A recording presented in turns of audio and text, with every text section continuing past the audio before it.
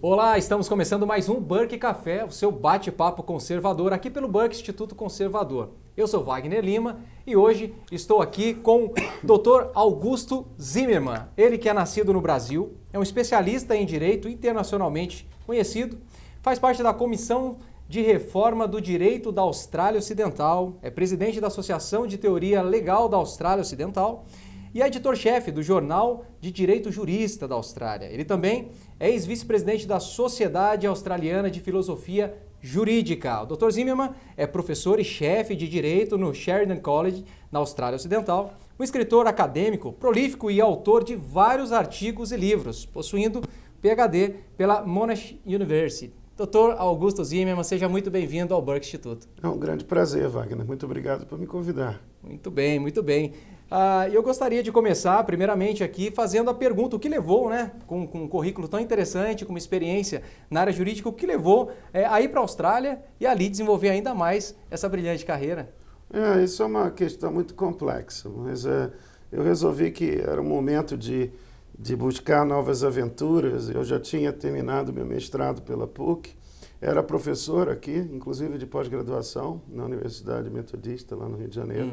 E achei que seria apropriado uma mudança de vida, para que eu experimentasse novos conhecimentos, inclusive, que provavelmente eu não conseguiria obter dentro do ambiente acadêmico, às vezes até mesmo viciado no Brasil.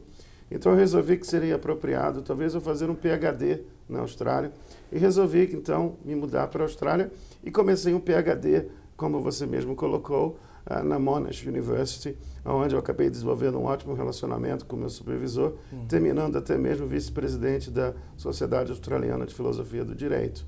Assim que eu terminei o meu doutorado, fui convidado para ingressar uma universidade na Austrália Ocidental, chamada Murdoch University, não necessariamente tendo uma experiência tão agradável assim, porque as universidades na Austrália também sofrem de um viés esquerdista, acho que não chega ao nível do brasileiro, mas mesmo assim a gente ainda tem que lutar por umas mudanças para que haja verdadeira liberdade acadêmica. Perfeito. Muito bem, doutor. Nós sabemos que o senhor é cristão, é conservador. Com essa experiência acadêmica na área do direito, empenho em questões importantes ocidentais, como o doutor enxerga o movimento conservador no mundo, com essa visão mais ampla, sendo brasileiro, morando na Austrália e sendo um ativista da causa conservadora? Num certo sentido, o que acontece é que a situação chegou a um nível em que, num certo sentido, o distanciamento das elites e do povo, as próprias instituições estão abaladas em muitos aspectos. Por exemplo, na Inglaterra é um bom exemplo, porque o constitucionalismo inglês funciona muito com a existência de instituições sólidas e respeitadas, aquilo que eu chamo no meu PhD de cultura da legalidade. Me parece que agora a vontade popular não necessariamente é aceita pelas elites. O que aconteceu no Brexit é um bom exemplo. Porque o povo inglês decidiu que seria melhor se desassociar de uma entidade extremamente burocratizada, extremamente antidemocrática e extremamente não transparente. E aí parece, então, que as elites chocadas disseram que então não valeu, porque eles querem impor a vontade deles. E, obviamente, que há esse distanciamento entre as elites e o povo mais conservador. E eu acho que eles estão muito surpresos com o fato de que a vontade deles não mais reina e que há uma possibilidade, então, de transformação social, não só no Brasil, como no mundo como um todo. Que bom. Bom ouvir essa perspectiva. O doutor mencionou o fato deles não aceitarem, mais ou menos a declaração que a Gleisi Hoffmann fez alguns meses atrás, que só a democracia se o PT estiver no poder. É mais ou menos essa a democracia que eles aceitam, né, doutor? Com certeza, mas isso é uma coisa muito tradicional da esquerda. Por exemplo, Karl Marx, como eu conversei até com certos amigos, era um relativista moral. Ele acreditava que os direitos humanos são derivados de uma classe.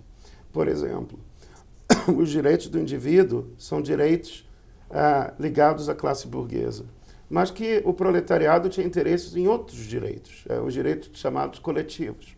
Isso mostra claramente que ele acreditava na subjetividade do valor humano e dos direitos. Isso é um passo para a arbitrariedade, um passo para a tirania. Foi exatamente o que aconteceu em vários ambientes socioculturais onde a esquerda, quando prevalece, as regras do jogo não são mais respeitadas. A esquerda sempre teve o interesse de dominação do poder. E a democracia é apenas um meio para a justificação de um fim. Mas eles não têm um apreço fundamental aos direitos fundamentais do indivíduo e às liberdades básicas do ser humano.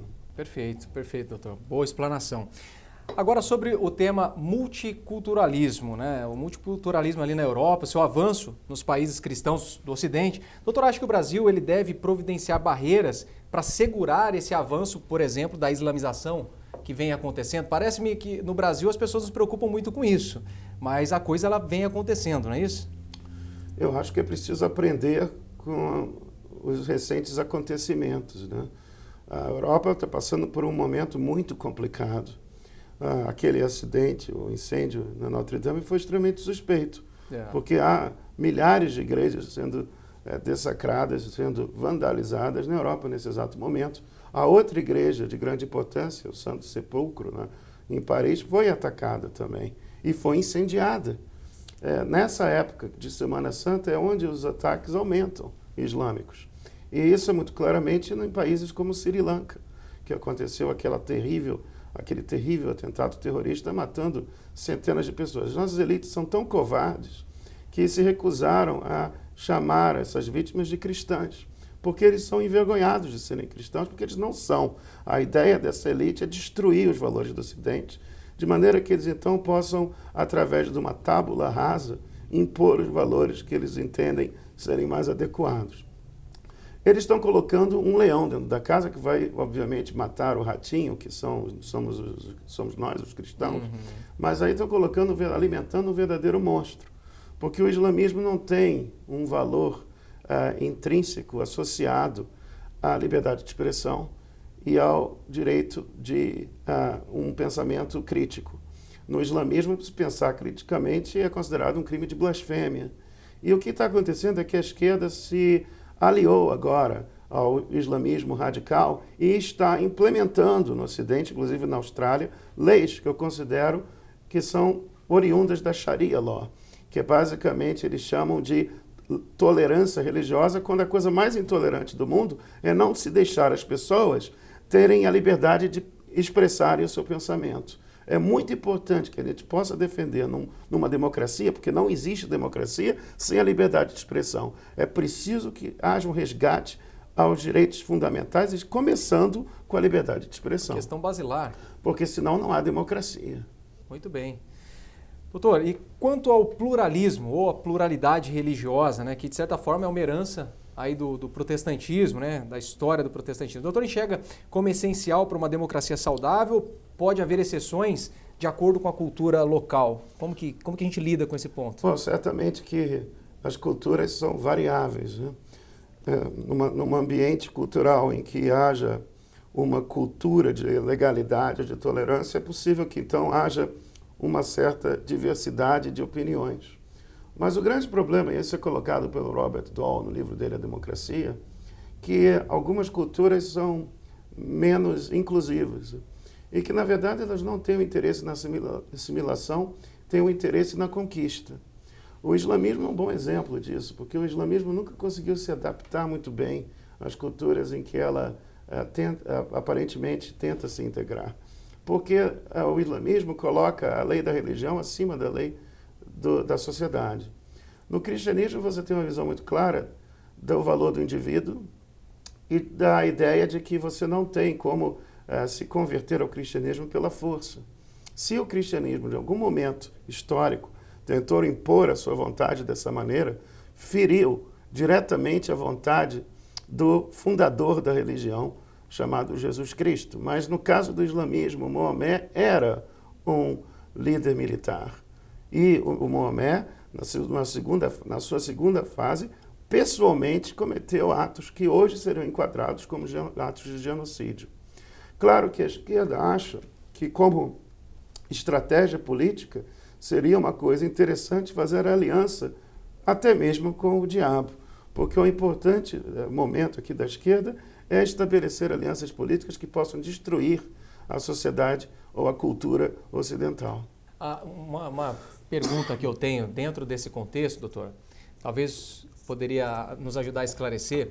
Algumas pessoas chegaram a mencionar o seguinte: bom, vocês, conservadores, dizem que vivem sobre uma base moral judaico-cristã, mas o judaísmo, assim como o islamismo, de certa forma, ele tinha leis muito semelhantes às atuais. A questão do apedrejamento, eu até fiz lembrar-lhes que, por exemplo, o filho desobediente, ele poderia ser apedrejado na presença dos pais, por mais que a história mostre que isso acontecia ou aconteceu a cada 300 anos, ou seja, era uma coisa muito pedagógica, muito pontual. E eu havia mencionado que a diferença básica é que o judaísmo, ele nunca queria implantar essa cultura para outros povos, diferente do islamismo, que ele tem o modelo e ele considera todos infiéis e quer implantar isso a todos os outros povos. Essa seria o modelo de farsa da comparação? Seria, mas só para voltar um pouco dessa questão do pluralismo, uma das causas de guerra civil no mundo é exatamente diversidades étnicas e culturais. A Iugoslávia perdeu-se na história por causa da fragmentação cultural e étnica dentro do país. Então, essa pluralidade pode gerar guerra civil, pode gerar conflitos. Eu acho que o mais importante é exatamente a gente conseguir a descoberta de valores comuns, que sejam valores que tragam para o cenário político a proteção dos direitos humanos, direitos individuais e a liberdade de escolha, a liberdade até mesmo de escolha religiosa. Mas a sua pergunta foi sobre como é que foi a pergunta? A questão do fato de alegarem que o islamismo ele trabalha como a base antiga do judaísmo. Exatamente. Se isso é uma desonestidade intelectual. É uma desonestidade completa, porque, por exemplo, na própria religião hebraica, havia uma separação de poderes que, na verdade, nem começa com Cristo. Todas as outras sociedades tinham a figura do rei ou do faraó como uma figura religiosa.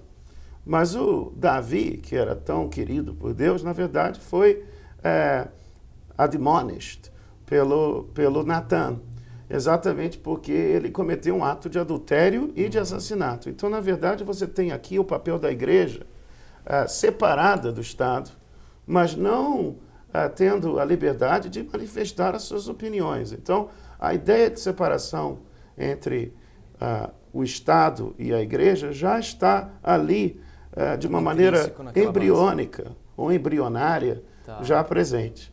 Agora, certamente que Deus é um Deus perfeito e Ele criou essa sociedade tentando criar uma sociedade em que as leis seriam mais perfeitas. Numa sociedade dessa natureza, fica muito difícil, porque, por exemplo, os hebreus falharam miseravelmente e a gente não tem exatamente essa reprodução das leis do Antigo Testamento no cristianismo, porque Jesus Cristo virou o intermediário. Então, na verdade, no lugar de você ter que cumprir essas leis, Cristo já pagou o preço e a única coisa que você precisa como cristão é aceitar Ele como essa figura redentora e intermediária. Então, obviamente que é uma lei de liberdade. O Galatians, como é que a gente fala? Galacos? Como é que é em português? É o livro de Galatians. Gálatas. O livro de Gálatas é muito importante porque fala da lei da liberdade. E que se Cristo nos deu a liberdade, nós devemos nos manter na liberdade. E essa é toda a visão da common law.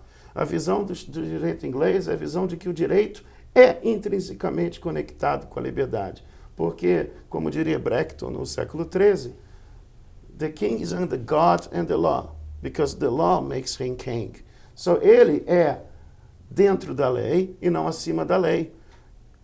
Lex rexis, not rexis lexis. Não é o contrário. Não, é o contrário. Então, na verdade, o que a gente tem aqui é uma ideia de limitação do poder do Estado, é uma ideia de separação de poderes, é uma ideia de dignidade do indivíduo, coisa que nenhuma outra ideologia conseguiu formar de uma maneira tão sofisticada. E é por isso que o Ocidente atingiu esses níveis de liberdade e de progresso, graças à nossa civilização cristã. E a gente tem que preservar isso ao máximo possível. Muito bem. Que explicação. Riqueza. Doutor, quais caminhos aqueles que trabalham aí na esfera civil, né, que trabalham dentro desse contexto, de resgatar esses valores, lutar por valores que temos falado aqui de liberdade, devem seguir a fim de reduzir o estatismo e dar mais autonomia ao cidadão? Qual é o trabalho do cidadão comum, digamos assim? Como que ele pode se conectar ao que vem sendo feito no mundo? Eu gosto muito do trabalho do Instituto Federalista. Eles fazem um trabalho sensacional. Pois é. E a visão da subsidiariedade. Okay. Que inclusive eu estou sendo chamado aí por eles para discutir essa questão do princípio da subsidiariedade, que é um princípio da Igreja Católica. Eu publiquei um livro a esse respeito, mas que também tem uma correlação com o calvinismo e que, na verdade, os fundadores americanos, os American Founding Fathers, também tinham essa visão de que se não entrega ao nível superior de poder aquilo que o nível inferior de poder pode realizar de igual ou melhor forma. O detalhe é que quando a gente fala de níveis inferiores, não significa de valoração, significa de distanciamento do cidadão. O mais importante de tudo é se valorizar a autonomia do indivíduo. A melhor pessoa que pode resolver os seus próprios problemas, porque é conhecedora dela mesma, é a própria pessoa. Começa no indivíduo. Começa com o indivíduo. Depois se muda para a família e outras instituições, até que se chega no máximo ao Estado. Mas não se começa com o Estado, porque o Estado é o ente mais distante do cidadão. Tá. Então, o que a gente precisa fazer ao máximo é reaproximar o poder do cidadão, dando a ele a dignidade. Porque certamente que o estado de bem-estar social não gera necessariamente a dignidade humana, o que gera é o aumento da carga tributária e o desvio de dinheiro para as entidades que se dizem ou se arvoram promovedoras dessa assistência. Mas algumas dessas assistências, na verdade, são assistências às elites e às burocracias, porque esse dinheiro termina sempre parando na mão dos burocratas, mais do que dos recipientes que deveriam receber esse valor. E, obviamente, criando uma cultura de dependência, como quase que de escravidão. No Brasil, eu acredito até que por causa essa dependência do Estado, as pessoas, a gente tem agora gerações de pessoas que dependem de outros para sobreviver. Isso é contrário, melhor dizendo, à perspectiva cristã de que se deve dar poder ao indivíduo para que ele possa adquirir mais dignidade. Muito bem. O doutor citou há pouco o Instituto Federalista, né? E nós tivemos a honra de receber o Thomas Korontai há um tempo atrás, numa entrevista aqui também no Bom Café, excelente. E eu gostaria de fazer uma pergunta semelhante agora para o doutor aqui. A semelhança, né? Qual que é a relação entre o federalismo e o conservadorismo na sua visão? Eu acho que é uma relação muito importante, porque, obviamente, até o próprio Brasil tem uma raiz municipalista. E o nosso federalismo, na verdade, começa com o município, é uma visão tridimensional. Mas, indubitavelmente, o Brasil é um país de dimensões continentais, né? E a própria visão centralizadora é contrária às nossas necessidades naturais. Eu acho que o conservadorismo sempre teve essa necessidade de se criar uma estrutura organizacional, de poder político, que atenda aos interesses da comunidade como um todo e dos valores da comunidade como um todo. É preciso que se respeite as culturas locais. É preciso que se respeite as necessidades do povo, por exemplo, alagoano, ou do povo carioca. São necessidades específicas e locais. São necessidades específicas. Uma ideia, por exemplo, de se criar um código de processo penal estadual não chega nem a ser uma questão, para mim, a se discutir, porque é uma questão óbvia.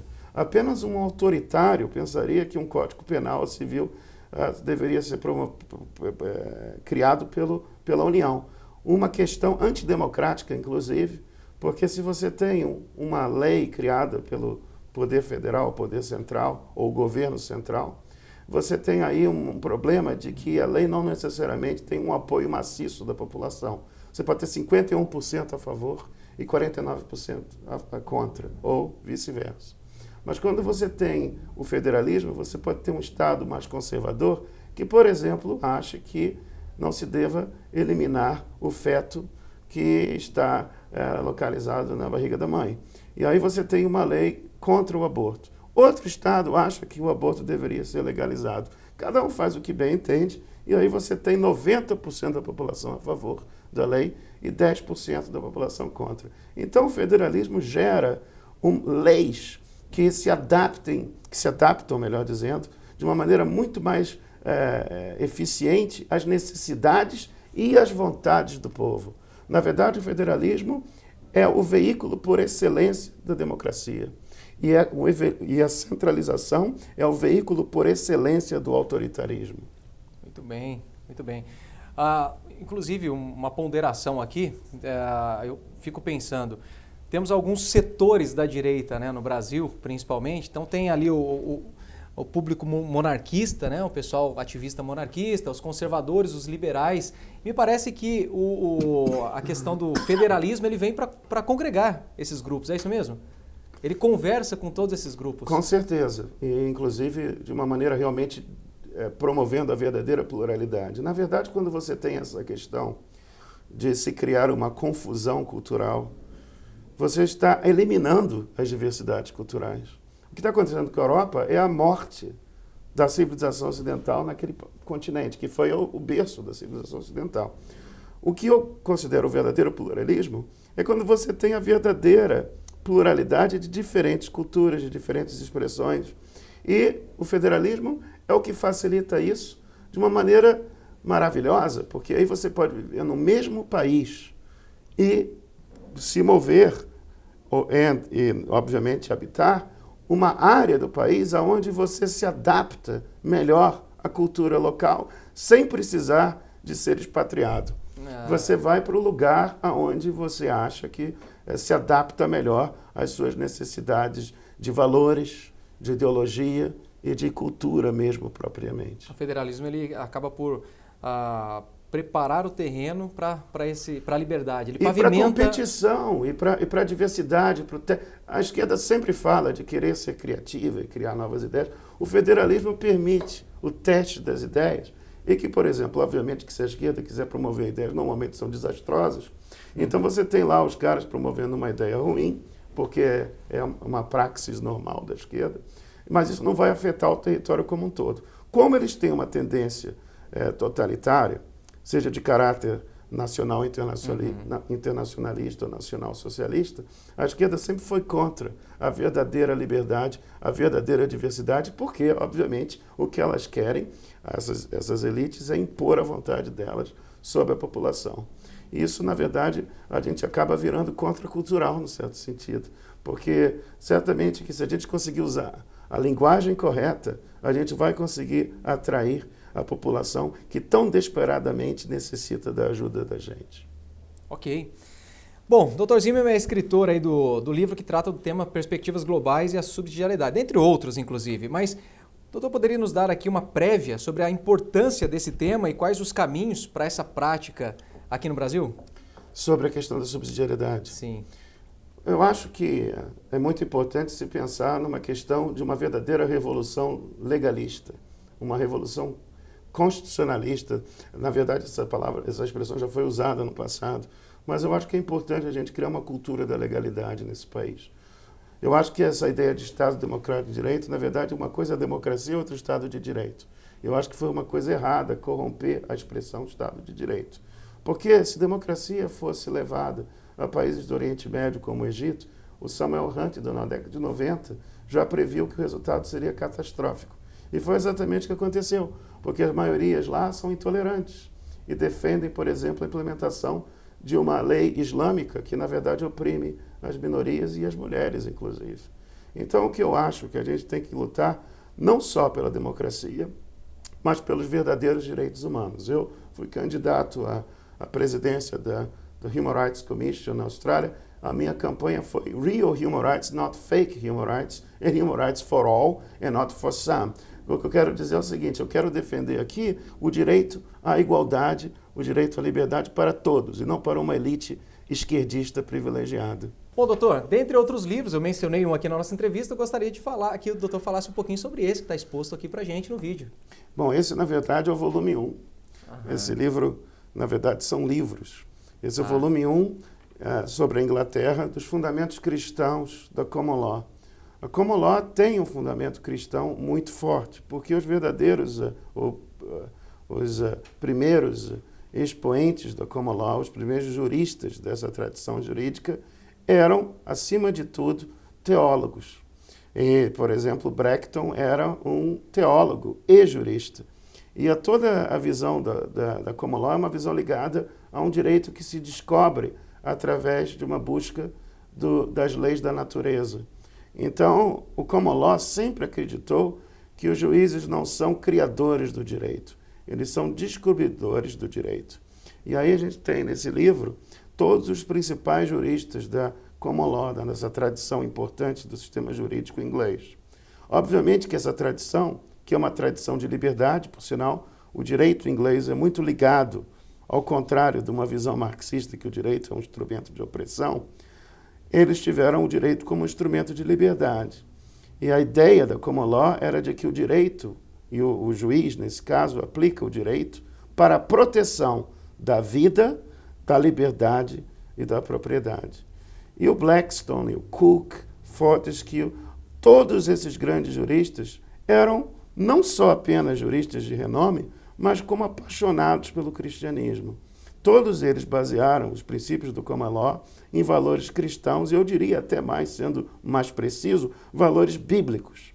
Então, tudo isso é tratado no meu livro, começando com a primeira jurisprudência, que é a jurisprudência inglesa, mas depois eu mudo de país, obviamente, porque a Inglaterra ocupou outras terras, inclusive os Estados Unidos, então o volume 2 é sobre os Estados Unidos. E eu não poderia desagradar o pessoal da Austrália, porque afinal eu vivo lá, e resolvi publicar o terceiro volume sobre a Austrália. Eu fiquei com o tempo impressionado de saber a profundidade e a riqueza da conexão do sistema australiano, jurídico australiano, com o cristianismo. Me surpreendeu positivamente e hoje eu estou mais do que convencido de que a Austrália é um país livre, graças aos fundamentos cristãos do sistema jurídico e político australiano.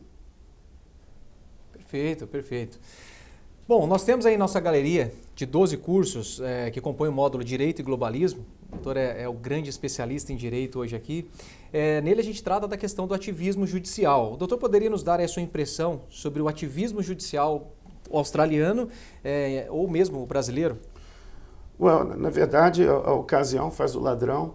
Na Austrália ainda vige o princípio da soberania do parlamento, o que significa que eles resolveram, até de uma maneira, na minha opinião, naquele contexto da Austrália, de uma maneira sábia, não introduziram uma Bill of Rights dentro da Constituição, porque achavam, os Australian Founding Fathers, que isso poderia gerar uma tentação do judiciário de usar essas expressões abstratas, porque, no fundo, até conversando com um radical esquerdista, ele vai dizer que ele é favorável à liberdade, ou ele vai dizer que é favorável à igualdade. Mas isso não significa rigorosamente nada. Osama Bin Laden achou que o September 11 foi um ato de justiça. O problema é que essas expressões são muito vagas e depois são usadas pelo judiciário para impor a vontade do judiciário, que é uma vontade não democrática, por sinal, porque, obviamente, eles não são eleitos. É muito mais fácil você conseguir mudar o jogo democrático do que conseguir retirar um juiz incompetente e corrupto. Acho que o Brasil, então, é um bom exemplo. Então, o que a gente precisa fazer é simplesmente recriar o Pacto Federativo, emendar a Constituição de uma maneira em que o federalismo autêntico possa vigorar, mas, ao mesmo tempo, impor ao judiciário uma interpretação autêntica, uma interpretação originalista. É possível fazer isso, porque existem vários métodos de interpretação constitucional. Eu acho que os juízes, sendo servos da Constituição, a Constituição poderia determinar que a elite judiciária aplique a lei de acordo com a vontade do legislador. Isso evitaria muitos problemas, na minha opinião. Problemas que ocorrem nos Estados Unidos também. E, na verdade, causando a centralização política. Porque todas as vezes que o Supremo declara que gay marriage é uma coisa federal, você transferiu uma área de competência estadual para a área federal. Aborto e até a escravidão. Porque esses neoconstitucionalistas no Brasil talvez não saibam que a primeira experiência com o neoconstitucionalismo foi a legalização da escravidão nos Estados Unidos, através de Dred Scott, quando se considerou que o direito da escravidão era derivado da emenda número 5 da Constituição americana, que era o direito à propriedade. O direito à propriedade gerou o direito à permanência da propriedade, nesse caso, um ser humano que era controlado e era de propriedade de um outro ser humano. Muito bem, Dr. Augusto Zimmermann, muito bom tê-lo aqui conosco. Foi uma entrevista, foi uma aula resumida aqui, né, de muito contexto, que eu tenho certeza que vai levar as pessoas que nos assistem no nosso canal a se interessar ainda mais por esses temas. Eu quero aqui agradecer ao Instituto Federalista, que gentilmente fez essa ponte, essa ligação do doutor aqui conosco. Viu? Um prazer enorme. Muito obrigado mais uma vez. E você que nos assiste, essa foi mais uma edição do Burke Café. Obrigado por estar sempre conosco. Compartilhe essa entrevista e até a próxima, pessoal. Obrigado. Até a próxima.